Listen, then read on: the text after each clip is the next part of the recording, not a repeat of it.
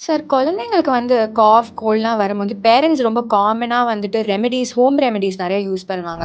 கற்பூரம் தேய்ச்சு விடுறது, யூக்கலிப்டஸ் ஆயில் அதெல்லாம் ஆஸ் அ பீடியாட்ரிஷியன் நான் கேள்விப்பட்டுருக்கேன். But as a paediatric neurologist அதோட ரிஸ்க்ஸ் எல்லாம் கொஞ்சம் சொல்றீங்களா? எஸ்.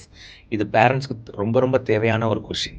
பர்ட்டிகுலரா கேம்ஃபர். அது சீஷர உண்டாக்குற தன்மை கேம்ஃபருக்கு இருக்கு. கேம்ஃபர் பார்த்தீங்கன்னா, ஒரு குறிப்பிட்ட லெவல தாண்டும்போது, பிரெயின ஸ்டிமுலேட் பண்ணி சீஷரா வெளிப்படுறதுக்கு சான்ஸ் இருக்கு. ஜஸ்ட் கேம்ஃபர் சில குழந்தைங்க வீட்ல தெரியாம எடுத்து சாப்ட்டுருவாங்க. அல்லது சம்டைம்ஸ் சில கிராண்ட் பேரண்ட்ஸ் பார்த்தீங்கன்னா, அல்லது ஈவன் பேரண்ட்ஸே கேம்ஃபர் ஆயில சளி பிடிச்சிருக்குன்னா, குழந்தைக்கு நெஞ்சில தடவுறது. சில சிச்சுவேஷன்ல பேரண்ட்ஸ் அந்த இன்ஹலேஷன் பண்றதுக்காக ஸ்டீம் இன்ஹேலர்ல கேம்ஃபர் ஆயில போடுறோம். இந்த மாதிரி சிச்சுவேஷன்ல சீசர் வரதுக்கு சான்ஸ் இருக்கு. ஸோ பர்ட்டிகுலரா camphor should be avoided. Next eucalyptus. நம்ம கண்ட்ரில ஈக்கலிப்டஸ் ஆயில் ரொம்ப காமனா நம்ம ஒரு ஹோம் ரெமடியா யூஸ் பண்றோம். ரொம்ப எக்ஸசிவா ஈக்கலிப்டஸ் ஆயில் ஸ்டீம் இன்ஹலேஷன் பண்ணும்போது there is a small chance of seizure. So முடிஞ்ச அளவுக்கு ஈக்காலிப்டஸ் ஆயில மினிமைஸ் பண்றது பெட்டர்.